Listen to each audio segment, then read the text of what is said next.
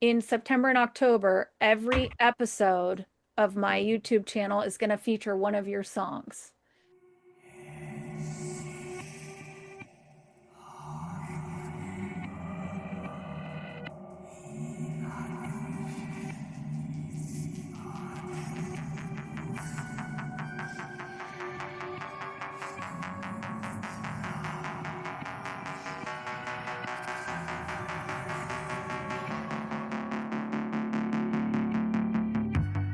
I wanna feel you against me, running across my body. Don't care when, I don't care how. Across vast oceans we will drown. Would you lay in my coffin? Between the sheets we were born in bloody red. Until we're dead, I don't care when.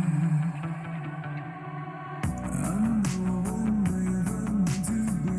Someday, I think you'll see that wrapped inside eternity. It's always us, it's always us. I know I'll never be enough. I'll smile, you're still a magnet of. Meanwhile, I still know the truth. It's always us, it's always us. So we're dead and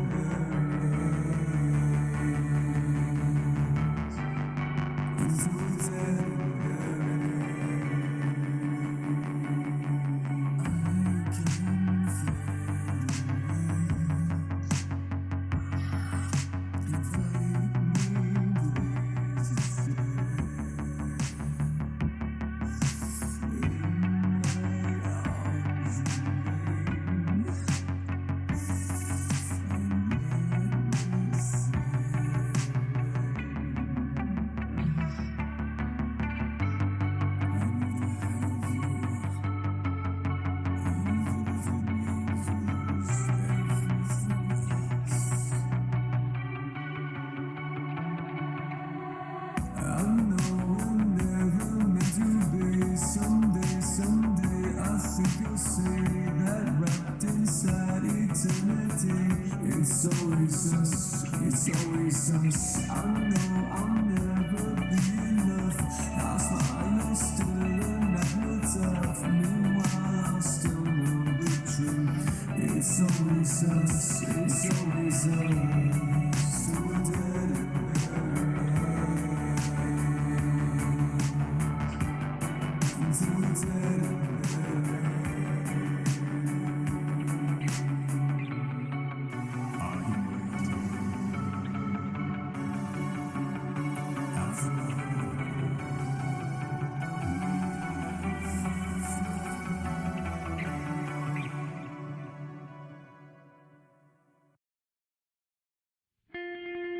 I couldn't. I love the night. That's the only time I feel really alive. That's what David wanted.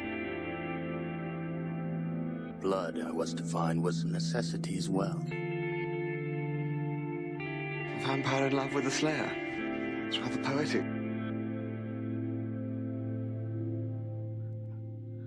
I am the monster the breathing men would kill. I am Dracula. Good evening, my fellow vampire lovers. The sun is going down, and you know what that means. It's time for me to record another episode of my podcast, The Beautiful Dead. As always, I'm your host, Lena, and it's October, so we are going to talk about spooky stuff that I want to talk about. I like to talk about more of the real stuff in this month. If you missed it last week, we talked about werewolves, got a little Greek mythology, a little Norse mythology, a little 2000 AD. It was all mixed up in there. And tonight, we are going to mix my love of true crime with my love of the paranormal. So hopefully you're here for this. I had a lot of fun with it.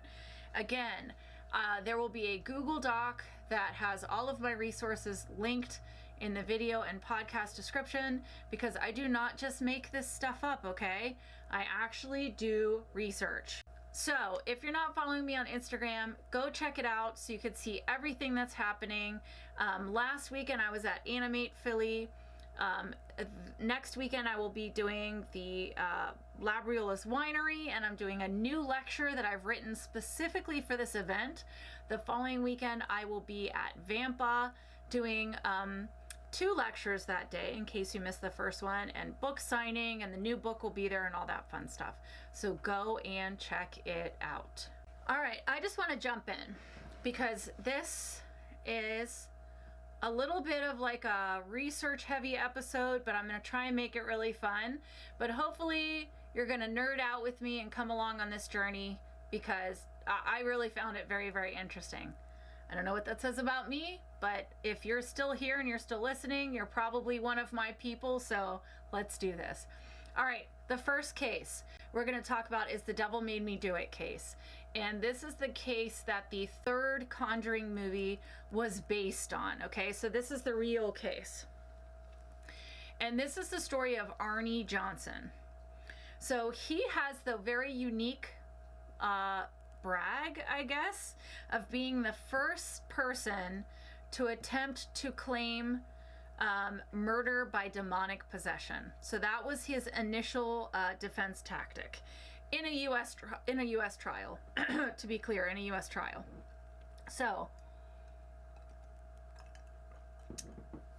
here's the story. In 1981, he murdered his landlord, who was named Alan Bono. And he told everybody, the devil made me do it. And who do you think was by his side for this entire thing? You guessed it, Ed and Lorraine Warren. Side conversation. Would you guys like me to do an episode on the Warrens? Let me know, because that's going to be very research heavy, and I think it might ruffle a lot of feathers. But if you guys want me to do it, I'll do it. But I'm not doing it unless people are actually going to watch it, okay? Anywho, yes, Ed and Lorraine Warren were involved in this case. So here's the story. During a day full of drinking, which, no judgment, I love a good day full of drinking, Arnie, the victim, Arnie's sister Wanda, Arnie's fiance Debbie, and Debbie's 9-year-old cousin, the cousin was not drinking, everybody, spent the whole day together. And there was alcohol involved, and they did a bunch of different things. Well, eventually things got heated. Bono was too drunk, and a fight broke out. And Bono grabbed the young girl, and according to witnesses, Arnie grabbed a knife, started to growl like an animal, and then stabbed Bono, who would die a few hours later.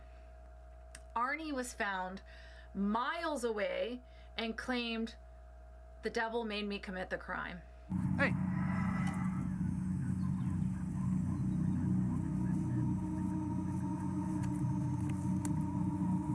You okay?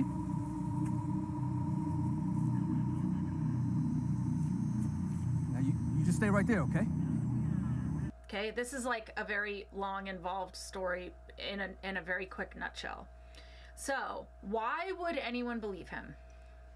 Well, backstory. Prior to this event, months prior, Debbie's little brother David had actually been possessed and needed an exorcism. The evil spirit that the family called the Beast had tormented this little boy and the family over months, and it escalated to this little boy biting, scratching, levitating, cursing, and sometimes he would just cease to breathe for minutes. The Warrens were called in, and this is how the Warrens got involved, and that's why they were involved from the very beginning when it came to Arnie. The Warrens were called in, and David would undergo 3 separate lesser rites of exorcisms. Another side tangent. In case you guys didn't watch last week, next week's episode is all about exorcisms, because I became very intrigued by this whole thing, and I will talk more about it next week, about the why and all that. But side note, we're going to talk about exorcisms next week. So David underwent 3 separate lesser rites of exorcisms because the local diocese was not given permission to perform the exorcism on the boy. During one, Arnie would say to the demon, just take me instead. I mean, brave in the moment, but probably very dumb. While her brother recovered, Debbie reported that her fiance got worse and worse and worse and worse up to the moment where the stabbing occurs. So the trial was easy, right? He walked in, a couple people testified. No, that was not easy because there was no precedent for this in the United States. And the church didn't exactly come forward and say, oh yeah, we do exorcisms. Like, they didn't even say the word exorcism. They didn't say the word demon. All they said was that they helped the family through a challenging time. That was it. And of course, the press caught wind of this and they were all over this trial. So ultimately, the judge would not allow the phrase demonic possession to be a part of this discussion. He did not allow the defense at all. He limited what Ed Warren was allowed to say in Arnie's defense. And eventually Arnie was sentenced to 10 to 20 years in prison for his crime. He served 4 years. He came out, he married Debbie. I think they're still married to this day. Who knows what the full truth is? I don't know. I don't know enough about this case to even like try and come to a conclusion, but I thought it was interesting that it was the first time in the United States where somebody even attempted this defense. So, I mean, I think the attorney is quoted saying that this case has stuck with him for his entire career. And remember, this was 40 years ago. And he's like, to this day, it has stuck with me. It's interesting. All right. So let's talk about another true crime case that involves the Warrens. I promise not everything involves the Warrens. And honestly, I wanted to leave this one to last because it is so intriguing to me. But I was like, let's do these two Warren ones together and then let's jump out of the Warrens circle. So we're going to talk about, and if you didn't watch my haunted movies with Jacob Givens, then you might be surprised to hear this. But if you watch that episode, I already talked about this case and how much I'm geeked for this case. I know so much about it. But I'm talking about the Ronald DeFeo. I just actually started rereading Amityville Horror because I remember that it scared the absolute shit out of me in college, and I was like, I'm gonna go back and reread it. It's spooky season. It's just a tiny little book. I can read it quick. But we're not going to talk a lot about Amityville. We are going to talk about Ronnie DeFeo. So Ronald DeFeo Jr. went by Butch. So I'm going to use Butch for a lot of this because his dad was also Ronald. But on November 13th, 1974, 23-year-old. He was 23. I have a 20-year-old daughter. I was like, that's so young. Oh my God. I don't think that it ever occurred to me how young he was. Ronald DeFeo Jr. walks into a bar in Amityville, New York, screaming that his parents have been shot. Men from the bar went with him back to the home. They all jump in the car, go to the home, and find the entire family has been ended. I'm going to be careful with what I say. And I'm going to try and share whatever I can.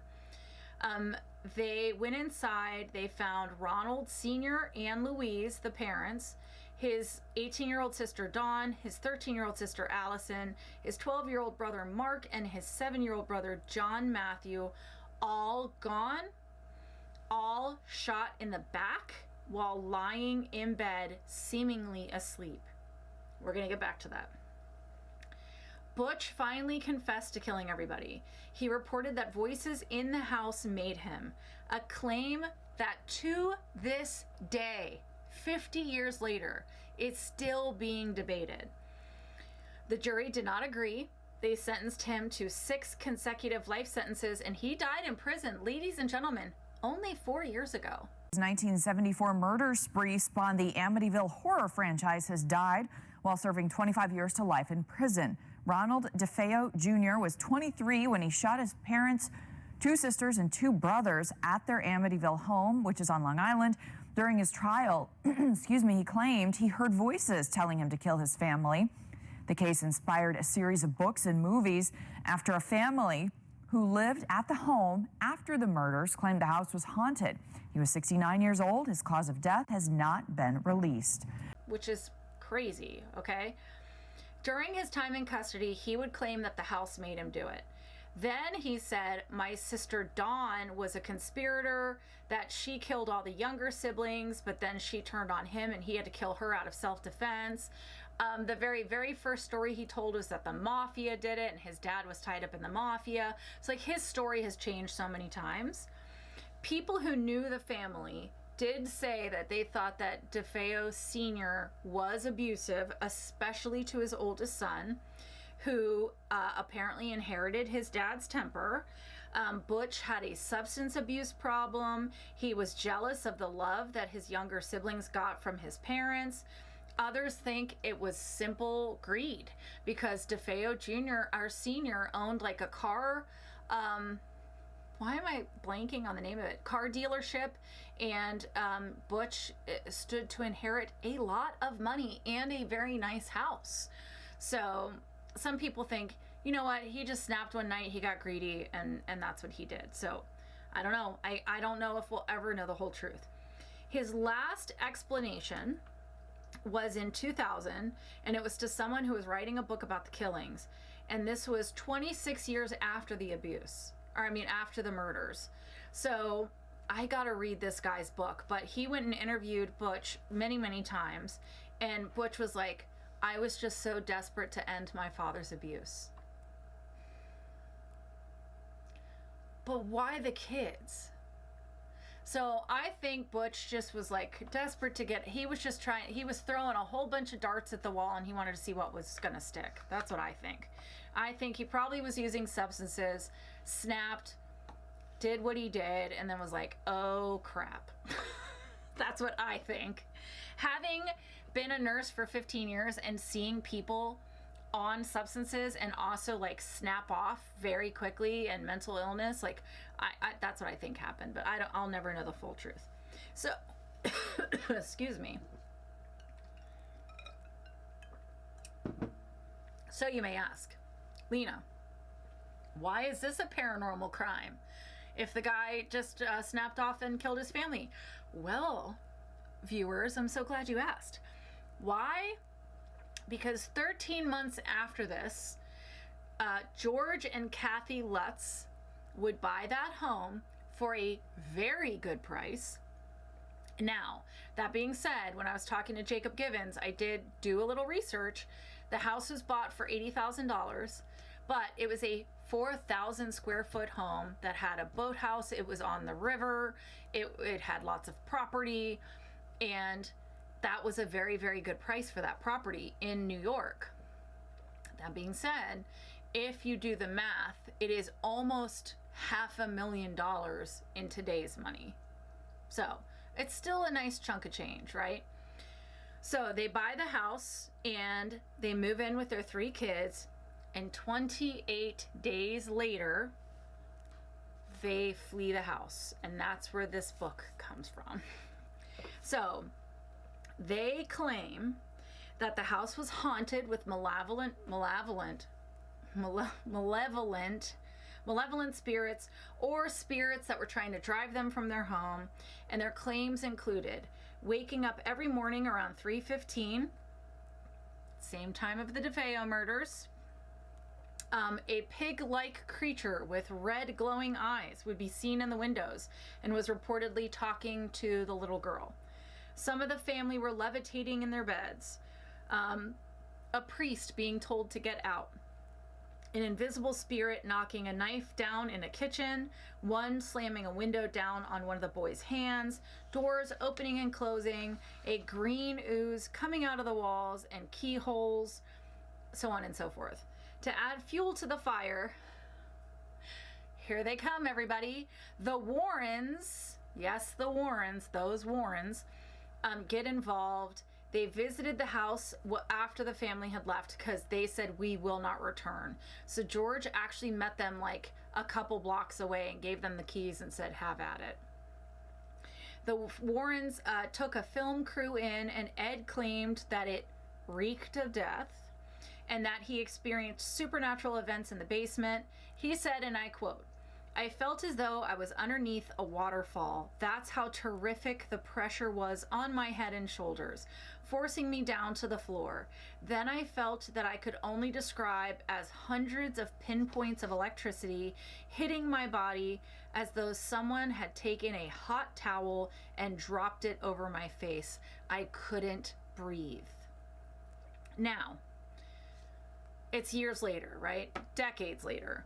One of the children claims, if you watch the documentary My Amityville Horror, which I was watching that the second it dropped, I was all over it. I believe that there is a such thing as evil, and I was a victim of that. On November 13th, 1974, the house at 112 Ocean Avenue, Amityville, became the site of a notorious mass murder. I didn't want to be the Amityville horror kid. I've been running away from it, and it finally caught up to me. Very shortly after moving in, the Lutz family claimed to have begun experiencing mounting paranormal phenomena. When I went in there was probably 400 or 500 flies, and we're talking, this is mid-December in Long Island. The entire family is standing there watching the garage door slam up and slam down, and the dog is hanging himself. I had to speak to George in... He claims that George was involved in the occult, that he may have brought evil into the home itself. There's a lot of talk about transcendental meditation. I think a Ouija board was brought into the chat at some point. And this grown son still maintains that this happened. He says that he saw shadowy figures, that he heard voices in the home. Now, to the contrary, the Lutz's former attorney, William Weber, says that one night they all had many bottles of wine and came up with this horror story. I don't know. Here's what I know. This story has had a chokehold on me since I saw it. I think I was like 12 when I saw the movie for the first time. I was a freshman in college, I want to say, when I read this book for the first time. It has had such a chokehold on me. I have devoured anything I could get my hands on. I've watched every documentary. I told you guys when we had the haunted movies video about the picture that reportedly was taken when the Warrens were there and there were no children in the house. Like, that is seared into my brain. I mean, I want to know what you guys think about the Amityville Horror. One of these days, it's only like a 6-hour drive from me. I really need to go see it. One of these times that I'm traveling to New York City, I need to just like run over to Long Island and see this house. I don't know, man. This case, I'm sure all you guys have something that just has had a chokehold on you. The Amityville Horror is one of those. So I just rewatched it. All right, let's step away from the Warrens cases, okay? Let's talk about some interesting things that I stumbled across. So last week we did werewolves. And I said, hey guys, this is going to come back up next week. So this is what we're going to talk about. So this is the case of Manuel Blanco Romasanta, also known as the Werewolf of Ayariz. He is the first documented serial killer in Spain.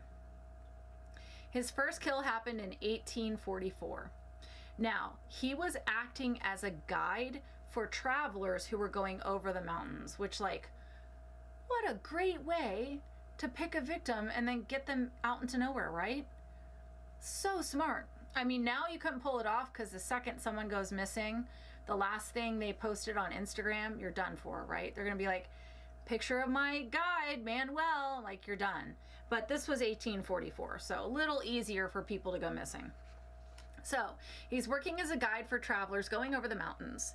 The first murder actually was not necessarily like a serial killer type murder. He actually was killing someone who was attempting to collect a debt from him. But when he did this, he like kills the debt collector, probably like buries him in the mountains somewhere. And then it stirs something up in him, I think. It like flipped a switch. So he flees. He lives under a false identity in a new village. And then he sets up shop again, and he's like, I'm gonna guide people who need to go over the mountain. I'm gonna be your guide. And this is when his murder spree really kicks off. He would kill primarily women and children who had hired him when they got deep into the mountains. Then he would send letters to the family posing as the victims, and then he sold the clothing of the victims, like at market, I guess. And then it is said that the soap that he sold at the market was made of human fat.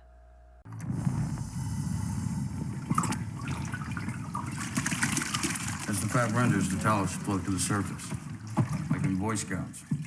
Hard to imagine you as a Boy Scout. Keep stirring. Maybe. It's possible, right? Anything's possible in 1845.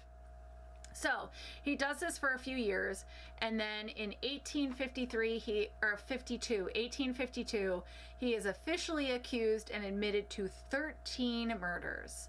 So why is this on the paranormal crimes list? Well, because he admitted to the fact that he was a werewolf. According to him, one of his trips in the mountains, he encountered some lycanthropes and was turned, and they didn't believe him. And you know why?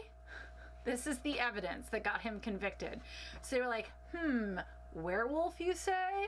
So they brought in the local phrenologist. So for anyone who doesn't know, a phrenologist is somebody who studies like the science of your skull shape. And so they bring in this phrenologist, and the phrenologist examines his skull and was like, nope, you have the skull of a liar. You're a liar. And so the judge was like, liar, and they got sentenced to death, and he died in prison before he could be executed. But this story, I stumbled across it when I was doing my werewolf episode, and I was like, holy cow, I have to talk about this one. It is all over the place. So there you go. He was convicted because his skull proved he was a liar. Now this next one I think is very cool. I love this story. I hope it was true. I really, really do. All right. This is the case of Anne Walker. In 1631 in the United Kingdom, Mr. Walker, who was a widow and a man of good repute, had in his home a young housekeeper named Anne, who was also related to him. When the neighbors started to suspect that she was pregnant, her aunt came and took her to her home. Her aunt was kind to her, but continually asked, "Who is your baby daddy?" And the girl, is keeping her mouth shut. She's not saying anything. But finally, she gets worn down, and she said, "The father of my child is a man who will take good care of me and my baby." And I guess her aunt was like, fine. Sometime after, I don't know if the mic is picking it up, but Juliet is snoring under the desk right now.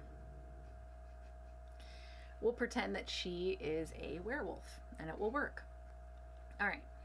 So after this time, Mr. Walker shows up with his friend, Mark Sharp, and they take this girl home.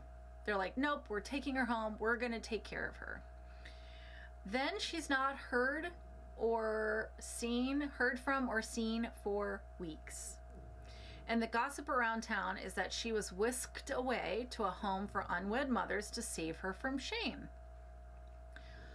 One night, between midnight and 1 a.m., I think that's an important detail, there is a miller who lived 2 miles from Walker's house, and he is out grinding corn in his mill at 12:30 in the morning, but I guess you got to do what you got to do, right?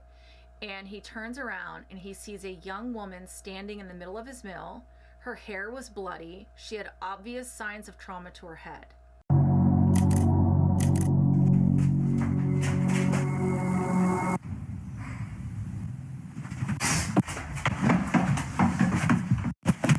He gathers enough courage to ask her who she was, and she said, and I quote, "I am the spirit of Anne Walker, who lived with Walker at Chester in the Street.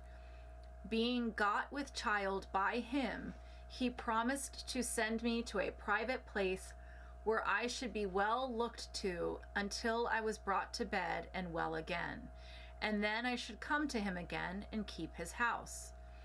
And I was accordingly, late one night, sent away with Mark Sharp, who upon the moor, just by the yellow bank head, slew me with a pick, an instrument wherewith they dig coals, and gave me these 5 wounds, and afterwards threw me into a coal pit hard by, and hid the pick under his bank. His shoe and stockings also being bloody, he endeavored to wash them, but seeing the blood would not go forth, he hid them there too. And now, James Graham, I am come to you, that be revealing his bloody act, my murderers may be brought to justice, which, unless you do, I will continually pursue and haunt you. First off, that is a hell of a monologue for a dead girl. But good for her that she was strong enough to maintain form and also verbalize, because not a lot of spirits can do that. So now, this guy is like, well, I'm not going to run to the local justice and accuse an innocent man. And also, he didn't want to look crazy, so he didn't say anything. But she continued to haunt him and appear to him. And finally, he could not take it anymore. So he goes to the justice of the peace and he tells him the story. And they don't think much of it, but they did go look at the coal mines where Mark Sharp worked, and they found the body. Not only did they find the body, but the wounds that she described were on her, and the shoes and the stockings were there. They investigated and were told about the way Anne had been retrieved from her aunt's home, and the men were arrested. So bravo! At trial, one of the jurors reported that they had seen Walker walking with a small child on his shoulders. So I'm thinking that he brought her home, had her give birth, and then killed her, and then kept the baby and raised it as his own. The men were found guilty, and the judge immediately sentenced them to death. There was no time to appeal, no, none of that stuff. They probably were hung that day. Bravo. I just thought that was the coolest spooky ghost story, and I really, really, really hope it was true, because I love that story. I wish I could have done the accent for you guys, but I don't know. I learned from doing my audiobooks that I am not good at accents. So, moving on. Okay, this is the last one. This is a nice, breezy episode. Just talking about murder, everybody. But this is one that I first discovered, I want to say 10 years ago, and it rocked me when I went down that rabbit hole. And this is the story of Annalise Michelle. We're going to do Michelle. Annalise Michelle. Oh my goodness. If you know this case, then you will know what I'm about to talk about. So, warning, this is a tough one, and I'm going to try and share the audio. I'm going to try and share video. I'm going to try and share pictures.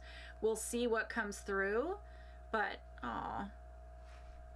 for people who came here from Hack the Movies, Crystal just sent me a happy birthday text. I love her. She said, happy birthday, beautiful.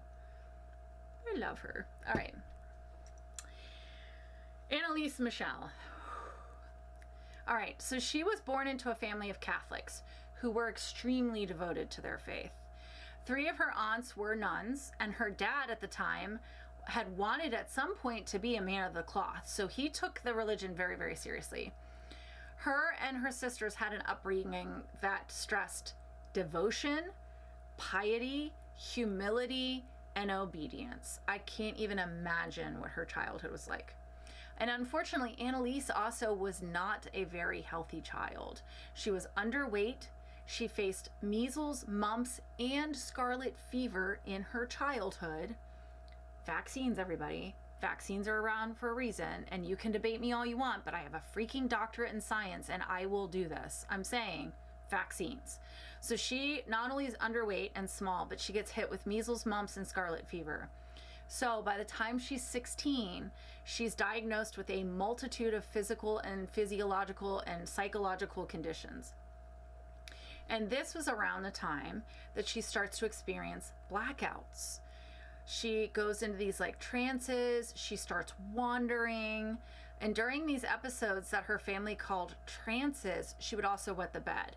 Side note, can I tell you, that to me sounds like seizures, like focal seizures, or there's some kind of neurological deficit happening.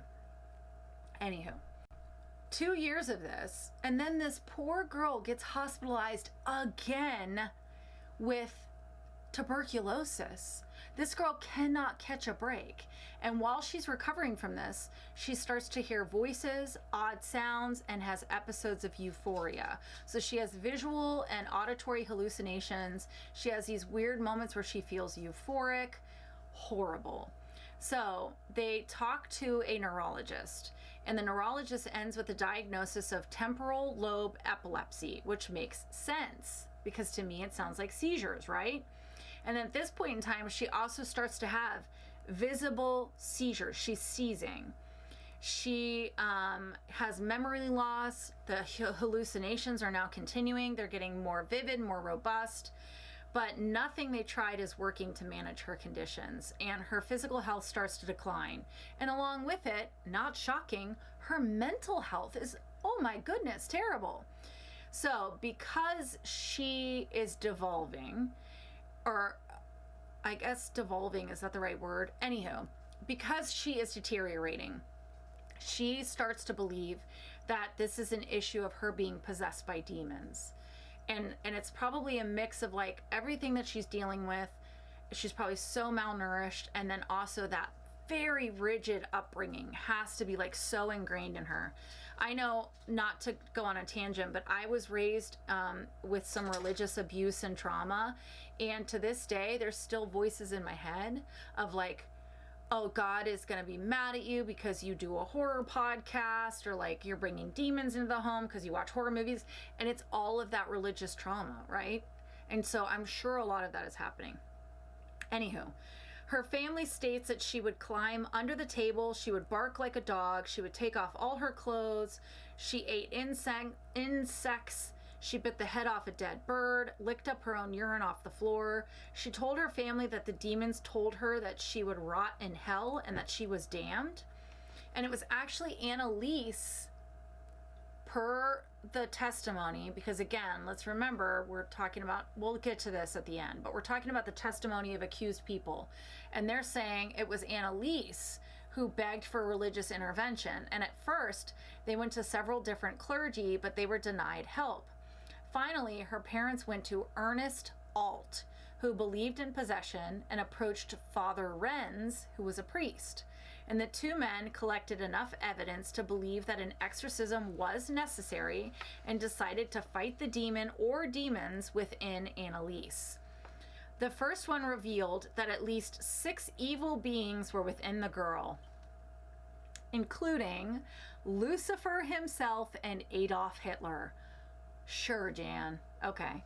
They recorded every session, and the girl was restrained for hours. She would break bones and rip tendons in her knees from kneeling to pray. By the 67th exorcism, 67 exorcisms, she barely looked human. She was 67 pounds, covered in sores and bruises, not eating or drinking, losing her hair, but they kept going until she finally died of pneumonia, extreme malnutrition, and dehydration at the age of 23. Now, if you don't know this story, I know what you're thinking. You're thinking 18, right? No. 1976. This girl died in 1976. To put that into perspective, I was born 4 years later. This girl should still be alive. This happened in 1976. I cannot wrap my head around that. Religion has to be one of the most dangerous things that have ever happened to human beings.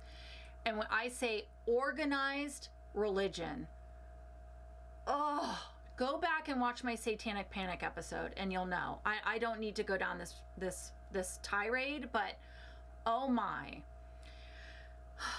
The two priests and her parents were charged with negligent homicide, to which they pled not guilty. The trial included doctors testifying that Annalise was suffering from extremely poor mental health related to a childhood full of religious zealousy and illness. They did not believe it was demons. These are the doctors. To the contrary, in the trial, the recordings of the exorcisms were played. The court decided that the parents had suffered enough and didn't deserve punishment, but the two priests were found guilty, and they were sentenced to 6 months in jail and 3 years of probation. I will never forget seeing the pictures of Annalise and hearing the recordings. And I'm going to try and play a little bit for you. If you don't see it, it's because it was blocked, and if I'm allowed to play it, I'm going to timestamp it so that you can skip it if you want to, because please don't feel like you have to watch it. It is something that I will never, ever, ever, ever forget. And I do think it is a mix of mental illness, deterioration of just your physical being and your health, mixed with very extreme religious zealousy and upbringing. And I mean, it is something. It really is something. So you're either about to see a very quick edit because I was not allowed to show you anything, or please check the timestamp. I'm going to give you a couple seconds before it starts to skip ahead, and then you don't have to have that in your brain.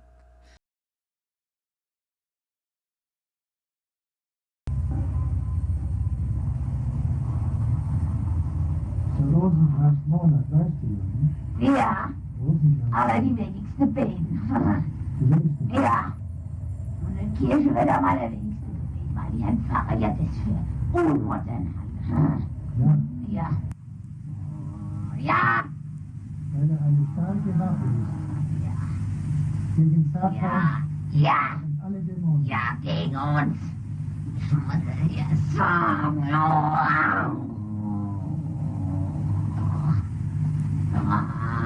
Der Rosenkranz eine gewaltige Macht gegen Ja. Satan und alle Dämonen. Aber das glauben nicht viele. Die halten es hier nur volles Weiberzeug. Zum Glück. Wer ist da schuld daran? Ja. Ihr. Ja. Was Kostbares, der Rosenkranz. Kostbar. Rosenkranzmonat. Der Ausglied verstellen nach nichts, dem ist das Geld zu schade für. Der kostet aber. Aber den schon.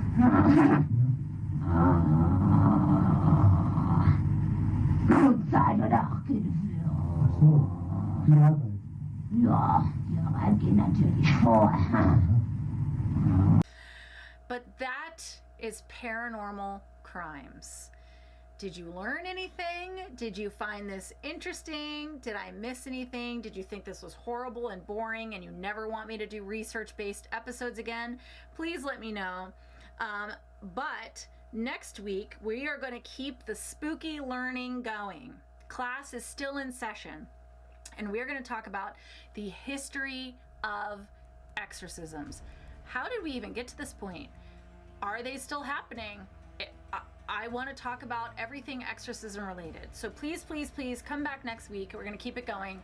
And then the last weekend of October, we're going to talk about Mama and Papa Vampire. We're going to talk about Vlad Tepes and the Countess Elizabeth Bathory. Very, very excited for that one.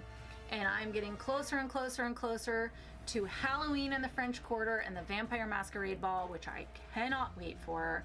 But thank you guys for joining us. Who else is here, Lena? Uh-oh. Is Lucifer here? Maybe. If I don't come back next week, it's because I'm getting an exorcism. Wouldn't it be cool if I showed up next week on camera, but I was possessed? It was like somebody else leading the podcast. All right, guys, that's enough of that. I think we've chatted long enough. Come back next week.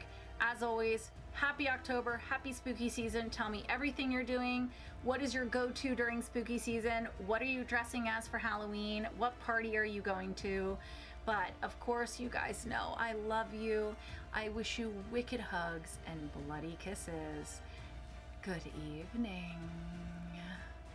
And big finish. Thank you.